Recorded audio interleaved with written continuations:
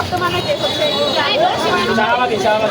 সম্মানিত দর্শক, আমরা জানি গতকালকে গাবতলী মাদ্রাসার মসজিদের এই জায়গায় একজন 4 বছরের শিশু বাচ্চাকে ধর্ষণের চেষ্টা করা হয়েছে। শুধু তাই নয়, নরসিংদীর পাঁচগুড়াতে একজন গৃহবধূকে যিনি গর্ভবতী তাকে 3 দিন পর্যন্ত আটকে রেখে সেখানে তাকে গণধর্ষণ করা হয়েছে। এখানে শুধু শেষ হলে ক্ষান্ত হতো, গত 12 ঘন্টার মধ্যে আমদিয়া ইউনিয়নের কান্দাইলে চাউলের গুঁড়ি ভাঙানোর জন্য যখন একটি শিশু বাচ্চা মিসিংয়ে গেছে তখন তাকে আটকিয়ে ধর্ষণের চেষ্টা করা হচ্ছে। আজকে নরসিংদী প্রেস ক্লাব এই জায়গা থেকে ঘোষণা করতে চাই, প্রতিটি দর্শককে জনসম্মুখে যেন পুরস্কার